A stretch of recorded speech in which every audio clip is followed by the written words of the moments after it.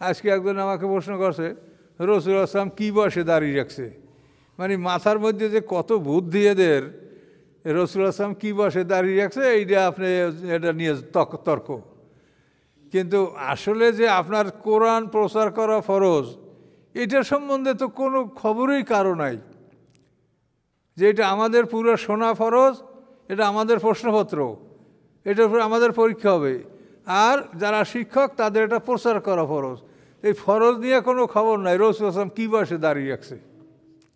কী বলেন দেন, কত চিন্তা তাদের মাথায়। কাজে এই ধরনের বিষয় চিন্তা ভাবনা না করা উচিত। দাড়ি আল্লাহ রসুল কেটেছেন বা ওই সময় রাসূল কেন, অন্য কেউ দাড়ি কাটতো এরও প্রমাণ পাওয়া যায় না।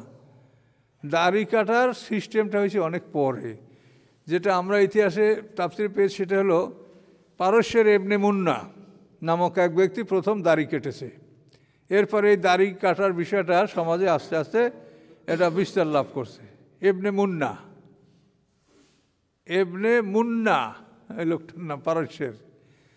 তো এই জন্য রাসূলুল্লাহ সাল্লাল্লাহু আলাইহি ওয়াসাল্লামের জামানায় সবাই তো একরকম ছিল। আবু জাহেল আর মুহাম্মদ সাল্লাম তো একই চেহারার মানুষ ছিল। এই তো মানে এমন না যে আবু জাহেল দাড়ি কামাইছে আর মুহাম্মদ সাল্লাম দাড়ি কামাই, এটা না, সবই একই রকম ছিল মানুষ। পোশাকও ওই রকম, সবাই লম্বা জামা, দাড়িও ঠিক ওইভাবে, বড় বড় চুল, এগুলি সবারই ছিল একইভাবে।